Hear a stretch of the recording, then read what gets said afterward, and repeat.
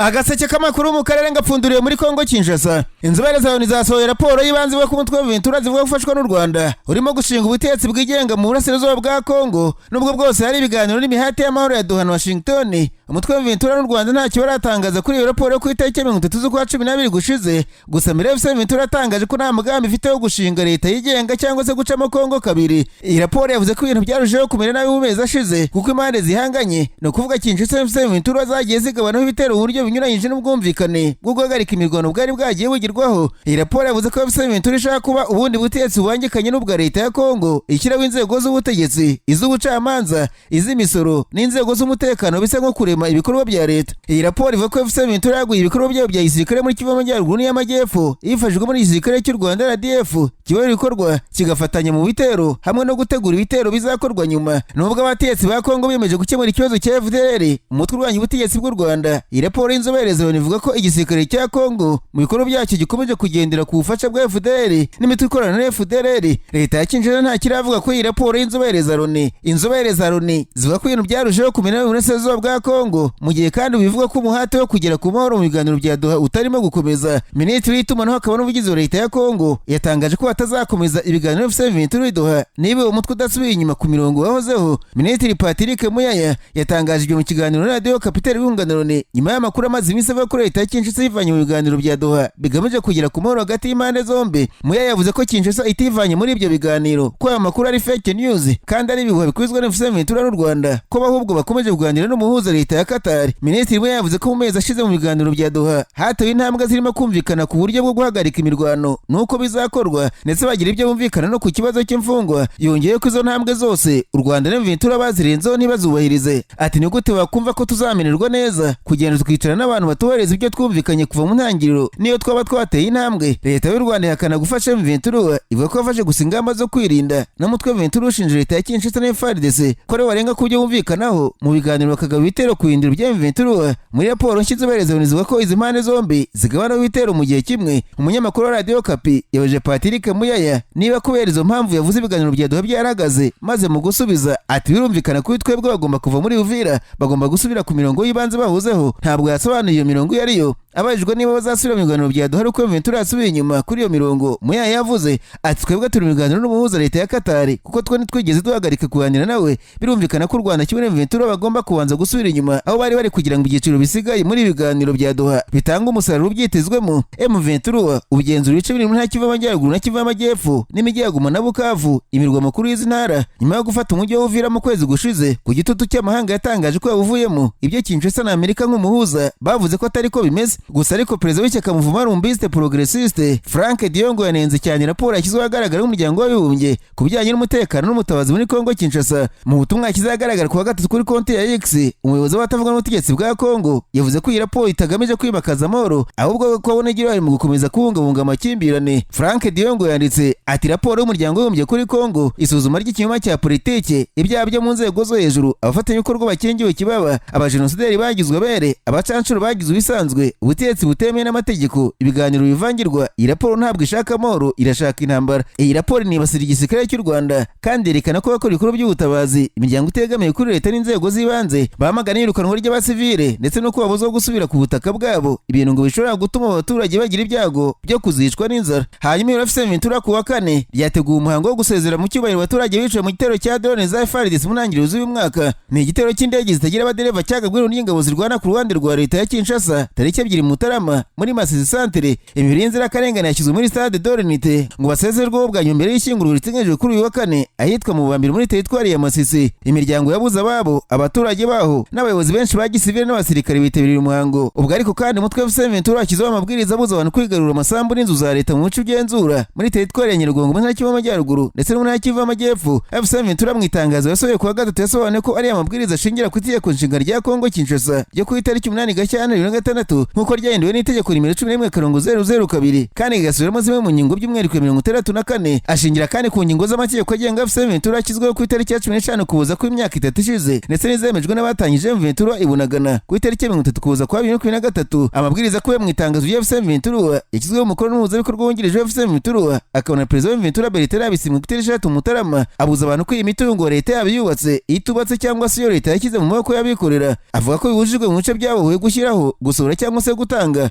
kwandika cyangwa se gutuma handikwa inyandiko iyo ari yose y'ubutaka icyemezo cyandikisha uruhushya rwo gutura cyangwa se gukoresha ubutaka inyandiko ya leta cyangwa se y'amategeko cyangwa inyandiko iyo ari yose iha cyangwa se yitira uburenganzira nyabwo bw'imitungo cyangwa se bw'umuntu ku giti cye kuri iyo mitungo yavuzwe abaturage babujijwe kandi gukora igikorwa icyo ari cyose cyo gutanga kugurisha kwimura cyangwa se guhindura uburenganzira ku mutungo by'umwihariko binyuze mu kwigabiza kugurisha gutanga nk'impano guhererekanya gutanga nk'umurage cyangwa se guhererekanya umutungo haba mu kwishyurwa cyangwa se ku buntu ku birebana n'imitungo y'ubutaka yavuzwe ubuyobozi bwa M23 bugaragaza ko uzanyuranye n'icyo ari cyo cyose kirenze ku biteganywa n'amabwiriza azahanwa hakurikijwe ibihano biteganywa n'amategeko n'amabwiriza ariho mabwire kandi ko umuntu ukomeye mu ishyaka rya perezida Mufumu Mtoto wegereye perezida Felix Tshisekedi yatangaje ku mugaragaro ko babajwe cyane no kudahabwa agaciro mw'iro riri ku butegetsi Union Sacrée de la Nation nubwo amaze imyaka y'indahemuka kandi yari yemeje gushyigikira umukuru w'igihugu akangisha kwiyunga kuri M23 mu itangazo ryasaga nk'umuburo ku wa mbere tariki 5 Mutarama yinubiye ko nta mwanya yahawe cyangwa se yemerewe muri politiki nubwo yakize ingufu mu kurengera perezida harimo n'ibintu bikomeye cyane yabitangaje avuga ati ndambiye gutegereza nibi bikomeje nzinjira mu nyeshyamba iyi nkuru y'ikinyamakuru Media Congo Kadomonet ivuga ko ibi byakizagaragara ihungabana rikomeje kwiyongera mu ihuro Union Sacrée de la Nation uburakari no gutinda cyangwa se kutabona ibihembo nyuma y'imbaraga zabo mu gihe cy'amatora aheruka kuri iki cyiciro uruhande rwa perezida wa Kongo Kinshasa Antoine Nshya ntacyo rurasubiza ku mugaragaro kuri uyu muburo w'umwe mu begereye ubutegetsi hanyuma ariko General Frank Ntumba Bwamunda woza ari umuyobozi w'ibiro bishinzwe igisirikare mu ngoro ya perezida wa Kongo Kinshasa na General Major Christian Ndayiwere Okura wayoboye urwego rw'ubutasi bwa gisirikare boherejwe muri gereza ya gisirikare ya Nduru General Ntumba yatawe muri yombi muri Nyakanga umwaka ushize Ndayiwere atabwa muri yombi muri Kanama uwo mwaka n'ubundi nyuma y'igihe gitavuye mu rwego rw'ubutasi babanje gufungirwa muri kasho y'inama nkuru y'igihugu ishinzwe umutekano mu gihe bakorwaho iperereza nyuma y'amezi abofisiye bafungiye muri ibi biro tariki 7 Mutarama boherejwe muri gereza ya gisirikare ibishimangira ko dosiye yabo izakomeza mu rukiko rukuru rwa gisirikare rwa Kinshasa hari abandi bofisiye bakuru bivuga ko baraye muri gereza ya Ndoro barimo Brigadier General Benjamin Katende Batubadira Brigadier General Antoine Rongonjo Rubandi Colonel Jules Boere Bagurome na Major Jean Lambert Embore Ngondiri abasirikare bakurikirana ibyaha biri mu mugambi wo kugira na umukuru w'igihugu kugambanira igihugu binyuze mu rw'amakuru y'ubutasi bo hanze kugerageza kwica gukwirakwiza amakuru y'ibihuha no kutubahiriza amabwiriza y'ababakuriye Jean Christian Chiwe Songeso wabaye umugaba mukuru w'ingabo za Kongo umujyanama wa President mu bya gisirikare n'umuyobozi w'umutwe w'ingabo zishinzwe umutekano w'abayobozi bakuru waracyafungiye muri kasho y'inama nkuru y'umutekano Jean Chiwe yavuze mu mugambi wo gushaka kwica President Tshisekedi umunyamabanga mukuru w'ishyaka UDPS riri ku butegetsi Augustin Kabuya yahishuye ko uyu musirikare yemera iki cyaha impuguke mu bijyanye n'igisirikare n'abaye umujyanama mu mavugurura y'urwego rwa Kongo rushinzwe iperereza Jean-Jacques Wondo ahamya ko mu ofisiye bakuru bamaze igihe bafungiye Kinshasa benshi barengana mu Wondo yagaragaje ko bashobora kuba barengana barimo General Freddy Karume nawe washinjwe kugira uruhare mu mugambi wo kugira perezida wa Kongo Kinshasa General Major Frank Ngamarebe na General Dieudonné Mutupeke Kiyamata ubwo ariko kandi Tanzania ikomeje politiki yo gusenya inzu z'impunzi z'Abarundi mu nkambi za Nduta na Nyarugusu mu rwego rwo kubahatira gusubira iwabo mu Burundi aho bahunze baturuka 2015 kuwa gatatu abapolisi batangiye gusenya inzu muri zone ya 17 y'inkambi y'impunzi ya Nduta igikorwa cyatangiye mu midugudu iri mu nkengero z'inkambi mbere yo kwimukira muri zone ya 17 impunzi zamaze kwiyandikisha ngo zizasubizwe iwabo nizo zemerewe gukuramo ibintu byazo nk'uko amakuru agera muri radio RP yabitangaza bamwe bashoboye kurokora amahema yabo n'imyenda yabo ariko kuba atariyandikishije ibintu byose byarasenyutse biravuga ko impunzi ziturutse mu zindi zone zabujijwe kwegera aho hantu kandi umuntu wese wagereza gufata amajoro yatawe muri yombi umutangabuhamya yavuze ko bafashe telefone kandi abapolisi bakoresheje ibyuka biryana mu maso n'inkoni mu kwigiza abantu bageze kubegera avuga ko umugabo witwa Octave ari we nyine bazana ibyo bikorwa impunzi z'Abarundi ziri mu nkambi ya Nduta zihamagara HCR n'umuryango mpuzamahanga gutabara impunzi imwe yaravuze turahamagara HCR n'umuryango mpuzamahanga kuva mu guceceka kwabo turabizi ko nidusubira mu Burundi tuzicwa umwe iki gikorwa cyo gusenya kandi kirakomeje mu nkambi ya Nyarugusu aho inzu zo muri izo zone ebyiri zamaze gusenywa ishami ry'ibintu gita ku mpunzi HCR yabibise ko byakozwe na Tanzania binyurije n'amategeko mpuzamahanga agenga impunzi kuko bashaka gutaha ubundi baba bagomba gutaka ubushake bwabo kandi uburenganzira bwabo bukubahirizwa leta ya Tanzania ntagira ikitangaza ku kigambiro hasenywa inkambi z'impunzi ariko umwaka ushize igihugu cyakunze kuvuga ko Abarundi bagomba gutaha iwabo kuko cyatumye bahunga kitagihari inkambi za Nduta na Nyarugusu muri Tanzania z'impunzi z'Abarundi zirenga 36 nararanganije amaso abanyamakuru byandikirwa Burundi abanyamakuru bakiza amakaramu ku mpapuro barandika manaswa abaturage muri Cibitoki Burundi baturiye imipaka ya Kibira na Ruha ihana imbibi n'u Rwanda bavuze ko bari mu cyoba cyaturutse kuba igihugu cyabo cyarunze ibitwaro biremereye ku mupaka Burundi n'u Rwanda. Ikinyamakuru SOS Media Burundi cyavuze ko igisirikare cy'Uburundi cyakize abasirikare benshi ku mipaka ibuhuza n'u Rwanda nyuma y'abarwanyi ba M23 kuri ubu basa n'abiganje mu kibaya cya Ruzizi mu ntara y'Kivu y'Amajyepfo muri Kongo Kinshasa. Ubu kuzana abasirikare benshi ku mupaka w'u Rwanda n'intwaro nubwo byateye ubwoba abaturage mu Burundi ngo biri muri gahunda ya Gitega yo gukaza umutekano ku mbibi zayo na Kigali nk'uko berutse gutangazwa n'ishyaka CNDD-FDD riri ku butegetsi. Abaturage batuye ku musozi wa Bumba muri komine Bukinanyana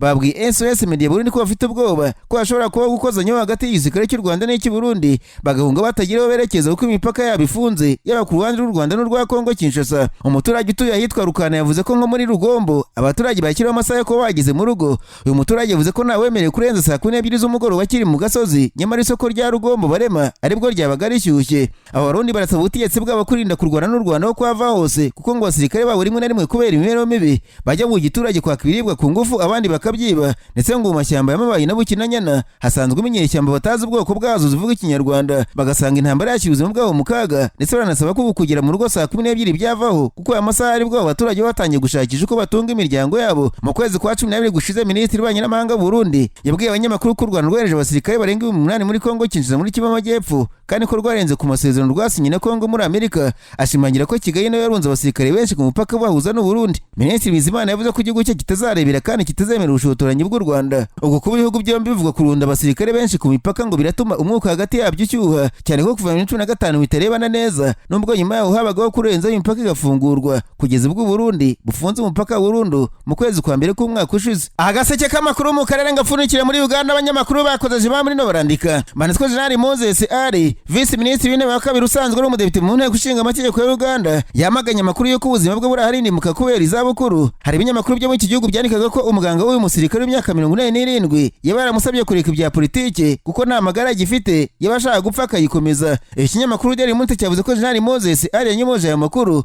yavuze ko akomeye nk'ibuye ndetse akiri mu bahatana intebe y'umudepite uhagarariye akarere ka Jumani mu matora ategerejwe ku itariki 15. Moses Ali yavuze ko batangaza aya makuru ari abakwizi bihagamije kumubuza amahirwe yo kongera gutorwa mu matora azaba ku wa 4 mu cyumweru gitaha, ndetse akana amakuru yuko umuganga yamusabye kumanika inkweto akava muri politike avuga ko nayaze yabonye mu binyamazimwe. Uyu munyapolitike ukuze kurusha abandi muri Uganda udashaka kurekura yavuze ko aruka mu Budage mu kwezi kwa 10 k'umwaka ushize kandi ko atarajyanwe no gushaka abaganga yari mu mutembere nk'umuntu ufite ubushobozi agasanga abaturage badakwiye guha umwanya abantu bavuga bene aya makuru. Umwanditsi w'umunya-Uganda wabaye impirimbanyi n'ari uburenganzira bwa muntu Kakwenza Rukira Bashayija erutse kwandikira urukiko rw'ikirenga muri Uganda asaba ko rutesha agaciro kandidatire General Moses Ali kuko ashaje adakwiye kubagarira abaturage mu nteko ishinga amategeko kandi nubwo atabasha no guhagarara ku maguru ye. Uyu musirikare uri mu zabukuru ari kugikina politiki yabwiye ikinyamakuru ko nta rukiko rwigeze rumuhamagara ngo rumubwire iby'ubwo busabe bwa Kakwenza. General Moses ari imyaka 87 abaza impamvu ari ukunze ubwo ruko cyane mu binyamakuru kandi atewe musaza rukukuri wenyine mu nteko ishinga amategeko agasanga ari kwibasirwa mu buryo budasobanutse na gato. Mu bikorwa byo kwiyamamaza uyu musaza ntabasha guhagarara ku maguru ye kubera ubusaza, ibintu byose abikora yicaye hasi, yanahagarara akaba afite abasirikare bamufata mu buboko iburyo n'ibumoso. Ushinzwe kumwamamaza yavuze ko bavuga ko General Moses arashaje atakaba hatari intebe y'ubudepite ari umugambi bazi neza kucurwa nabo bahanganye bashaka kumwikiza kuko ari umukandida ushoboye kurenza abandi kandi bigaragarira ku bantu baza kumva amatwara ye. Bamwe mu baturage mu karere ka Jumani ariko bavuze ko igihe kigeze Uganda igahagarirwa n'abantu bashoboye bakiri bato kuko ari abagaragaza ko abantu bashaje cyane nka General Moses ari batakwiye kuba bahagarariye abaturage kuko ibitekerezo byabo bitikijanye n'icyerekezo cy'igihugu. Mu nteko ishinga amategeko ya Uganda harimo abandi bageze mu zabukuru bari mu myaka ya za 80 ndetse na Perezida Yoweri Kaguta Museveni uzaba uhatana intebe y'umukuru w'igihugu ari muri iki cyiciro kuko afite imyaka 81. Hanyuma mu gusohoza amabwire ko ibiro bya Perezida Leta Zunze Ubumwe za Amerika byatangaje ko Donald Trump yakize umukono ku cyemezo cyo kuvana Amerika mu miryango 36 mpuzamahanga itagifite ikimari icyo gihugu. Muri iyo miryango harimo 31 ya Loni n'indi 35 itari ya Loni. Ibi bibaye ko tariki Nyakanga umwaka ushize hari hasohotse iteka rya Perezida ryo kuvana Amerika no guhagarika inkunga zigenerwa imiryango imwe n'imwe y'umuryango w'abibumbye hamwe no gusuzuma inkunga Amerika itera imiryango mpuzamahanga yose. Iryo tangazo ryo kuri iyo teka kandi yari yategetse umuryango wa Leta ushinzwe ububanyi n'amahanga afatanyije n'uhagarariye Leta Zunze Ubumwe za Amerika mu muryango w'abibumbye gukora isuzuma ry'imiryango yose mpuzamahanga ya Leta. Amerika iba ari umunyamuryango kandi y'inkunga yose cyangwa se ubundi bufasha bazasuzuma kandi amasezerano mpuzamahanga yose Amerika ifitemo uruhare hagamijwe kumenya imiryango n'amasezerano mpuzamahanga bihwanye n'inyungu za Leta Zunze Ubumwe za Amerika. Perezida Trump yavuze ati nasuzumye raporo y'umunyamabanga wa Leta kandi nyuma yo kuganira n'abagize guverinoma yanjye nafashe umwanzuro ko bidahuye n'inyungu za Amerika gukomeza kuba umunyamuryango kugira uruhare cyangwa se gutanga ubundi bufasha ku miryango mpuzamahanga 36 irimo igenga n'indi ya Loni. Ati yashingiye ku bubasha nahawe nk'umukuru ntegetse ko inzego zose z'ubutegetsi n'ibigo bya Leta gufata ingamba zihuse zigamije gushyira mu bikorwa kuvana Amerika muri iyi miryango vuba bishoboka ku bijyanye n'inzego z'umuryango w'abibumbye kuvamo bisobanura guhagarika kwitabira ibikorwa byazo cyangwa se guhagarika inkunga zazihabwaga mu rugero rwemeye n'amategeko. Trump yongeye ko isuzuma rye ku bindi byavuye mu bushakashatsi bwakozwe n'umunyamabanga wa leta rigikomeje. Muri iyi miryango harimo iyita ku mihindagurikire y'ikirere no kurengera ibidukikije n'amasezerano shingiro ya Loni mu mihindagurikire y'ibihe, ari nayo ishingirwaho hashyirwaho amasezerano mpuzamahanga arimo ayipari ku mihindagurikire y'ikirere. Trump yategetse kandi ko Amerika iva mu nama nyunguranabitekerezo y'abahanga ku birebana n'ikirere n'izindi nzego zita ku bidukikije harimo IRENA n'ishyirahamwe mpuzamahanga ryita ku kurengera ibinyabuzima. Uretse inzego zita ku kirere, Trump yanategetse ko Amerika iva mu zindi gahunda za Loni zimbi zita ku mibereho myiza nk'ikigega cya Loni gishinzwe ubuzima bw'ababyeyi n'abana, aho na mbere hose yari yarahagaritse inkunga. Yavuze kandi ko asezeye muri CNUCAD iyoborwa na Nebukad Greenspan usanzwe uhatanira kuyobora Loni. Ibi byose bije byongera gusezera kwa Amerika muri UNESCO, MS n'amasezerano ya Paris. Uretse ku butegetsi bwa Joe Biden bwari bwarabihinduye mbere y'uko Trump agaruka ku butegetsi, ibi byemezo bya Trump bikomeje kugaragara nk'igitero gikomeye ku mikoranire mpuzamahanga ishingiye ku mahame ya siyansi no kurengera ikiremwa muntu. Abasesenguzi bavuze ko gusezera mu mashyirahamwe menshi atandukanye bishobora kugabanya uruhare rwa Amerika mu biganiro mpuzamahanga no mu gucunga ibibazo byambukiranya imipaka birimo ibidukikije, ubuzima rusange n'iterambere rirambye. Byitezweho kandi ibyemezo bishobora gutera ingorane ku mishinga itandukanye yaterwaho inkunga na Leta Zunze Ubumwe za Amerika, bikaba byanahungabanya uburyo amakuru n'ubumenyi mpuzamahanga byagabanyaga ingaruka z'imihindagurikire y'ibihe no kurwanya ubukene ku isi.